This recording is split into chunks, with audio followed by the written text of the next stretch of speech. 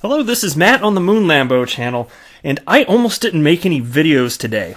I was at the gym right before coming home to record this, and while I was at the gym, I pulled a neck muscle. I don't even know how the hell I did it, and I wasn't even doing anything cool. I was on an exercise bike. What the hell? So, it's not like it hurts a lot. I just can't move my head left and right, but I thought I'm more likely to kind of injure myself further if I'm not laying down. But here I am, risking further neck inflammation to report to you. Plus, I had already spent like an hour mapping out videos earlier this afternoon. So, here I am. I'm going to try and get through this here. But take a look at the headline on this screen. XRP potential flows double overnight. MoneyGram flooring it? Question mark? That's why the inflection goes up there. So I'm going to run through this. There's actually a couple articles on this topic with some interesting information. I've got some tweets from the XRP community, including, and I wasn't familiar with this, I'm going to wait to show you the specifics, but there's a company that's helping with the onboarding of XRapid and Ripple on RippleNet. And I didn't realize this, but it's not direct Ripple employees, implementing this stuff. And I don't want to give away too much before we get into it. This is just a little intro spiel here, but very interesting. I've got some, the point of view from Galgatron pertaining to just really the growth of on-demand liquidity. And then I'm going to wrap up this video with an article that I just found fascinating. Real estate magnate sells New York condo for $15.3 million in Bitcoin.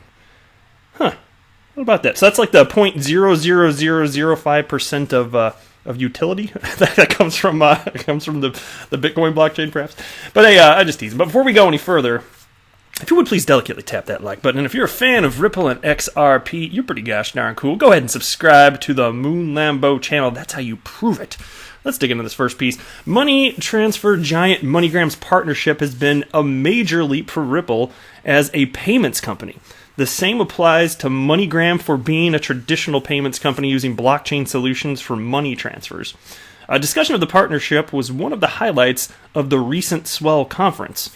That wasn't all, however, as during the conference, potential XRapid flows between the United States and Mexico surged by more than 100%. Which indeed is, I would say, fun timing, right?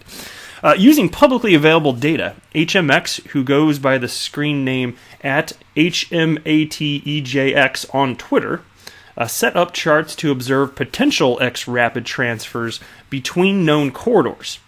These charts showed a bump in on-demand liquidity from the usual $1 million to $2.2 million on November 7th, 2019. Between Bitstamp, the U.S. corridor for XRapid transactions, and Bitso, which is the Mexican corridor for XRapid transactions. And there's been information along these lines. It's been in the news a fair bit lately because not literal every day, but it seems like for some time, almost literal every day, there's a new all-time high in terms of transactions. So check this out. As seen in the chart above, it was a total of 8 million XRP transferred between Bitstamp and Bitso. The same destination has been active since August and has transferred an average of $1 million every day since November 2019. Ripple's on-demand liquidity is a trump card for people who are transacting across borders, as it removes pre-funding, which is a common approach for cross-border payments in traditional payment methods. Yeah, that's the only way that money has been able to move around the world in terms of converting one fiat currency to another fiat currency. But times, they have changed and continue to change. And so MoneyGram had announced that 10% of its transactions take place between the United States and Mexican corridor via Ripple's payment solution on-demand liquidity, which of course leverages XRP. Indeed, praise the Jesus, it's happening. So here's a quote from MoneyGram CEO Alex Holmes. What has amazed me the most is the amount of pressure that legacy players face. Yeah, no kidding. The fundamental challenge of moving money around the world is that there isn't a lot of coordination between financial institutions, and there should be more solutions to connect all of these pieces. More and more companies are looking to make the economy move like it should. No kidding. Although there is no concrete proof that the destination tags belong to MoneyGram, there is a probability that it might be so. And I want to say, if it's not, then what the hell is it? Like at this point, I speculate. Even if it's completely unreasonable, even if you think it's ancient aliens that are doing it, just what else is it if not MoneyGram, right? Anyway, a quick visualization of the on-demand liquidity was shared by HMX, and it's on the screen. But if you're driving, don't worry. You're still going to get the gist of what's going on here just by what good old Moon Lambo is sharing with you. So here's what HMX said. This is how the market making supporting on-demand liquidity looks like. And then he's citing destination tags and just the corridor through which it's moving there.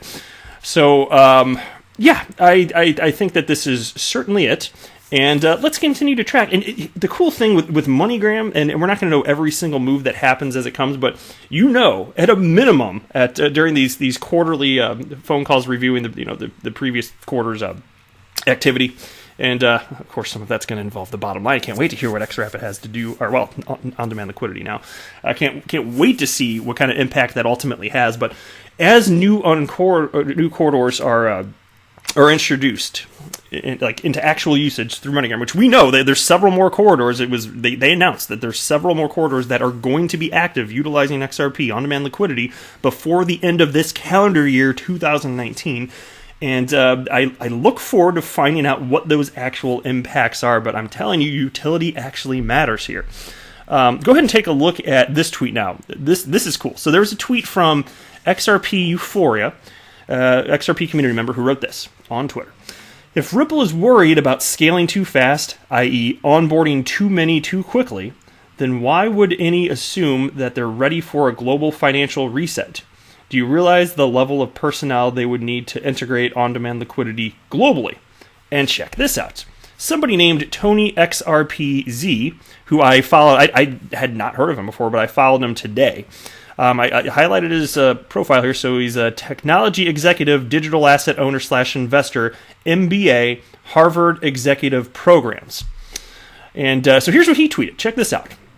I'd never heard this before. But hey, Moon Lambo's learning stuff every day too, right? My former company, Accenture, with $40 billion in revenue and 500,000 IT professionals globally, performs all of the ILP bank integrations for Ripple. And that's Interledger Protocol, of course. Not Ripple employees.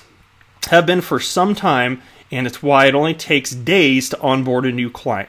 So there you go. I did not know that. And I knew it only took a few days to onboard a new client, and even if you're only a customer of Ripple and you're only utilizing the payments portion, which was formerly known as XCurrent, to get the implementation of XRapid, now known as on-demand liquidity, that I can't remember the specifics, but I think I can't remember if it's a few days or a week or two. I can't remember off the top of my head. But the point is, whatever the amount of time it takes to turn on-demand liquidity, utilizing XRP, it's a very short time period, and I did not know that they were outsourcing that portion of this, but that makes sense. How about that?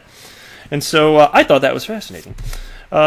Take a look at this. So there was somebody on Twitter named Libertarian Troll who tagged Galgatron and wrote, is XRP still being pushed back to shore in the river of liquidity, or is it starting to sink to gain traction? I keep hearing about all-time high every day now. Thanks for your help. Exactly. Yeah, there's a new article about all-time high every day. It's all over the news. The Galgatron responded, once we start seeing more corridors light up and MoneyGram really starts hammering them, that'll be the traction part. We've had a lot of progress for sure, but it's still tiny overall. Which is indeed. And that's why it's so funny. Go back to this first article that I just covered. You can see the tremendous uptick graphically. It looks like it's really something here. And it is. Here's another. I think this. Yeah, I like this image better. I didn't cover this piece, but it's the same topic. This one was just Remain Be Crypto. But graphically, look at this. My gosh. See, so you can see it's actually going, but in terms of the amount of volume that is globally, it's a drop in the bucket. It's like nothing. But this is the point in time where we're going to see things really start cooking here. You're going to see exponential growth at some point, and I suspect it's not going to take that long for it to be visible. I will not be surprised if it becomes much more noticeable in an exponential way before the calendar year 2019 is out. And I don't say that purely from a speculative stance, not really. A lot of it has to do with the fact that, of course, there's always new on-demand liquidity customers getting onboarded, but just MoneyGram stating that they're going to be participating in several new XRP on-demand liquidity corridors before the year's out. So even just that. All right, Cointelegraph article here. Real estate magnate sells New York condo for $15.3 million in Bitcoin. Real estate tycoon Ben Schell, I don't know if that's how you say it, but whatever, has sold a retail condo in Manhattan's prestigious Upper East Side for $15.3 million in Bitcoin. The news was reported by New York real estate magazine, The Real Deal, on November 1st.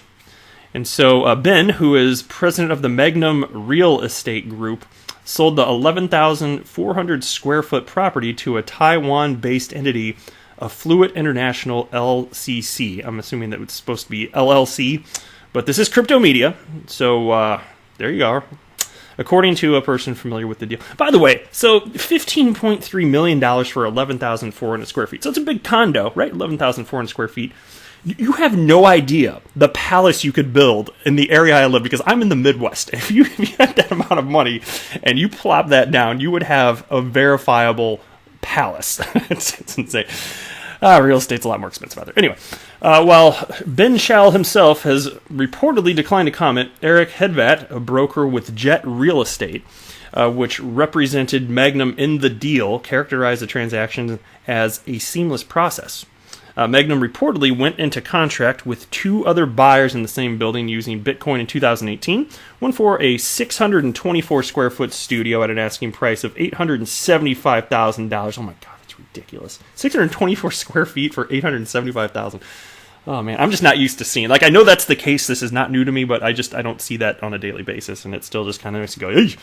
Anyway, and the other one was a 989 square foot one bedroom at $1.48 million.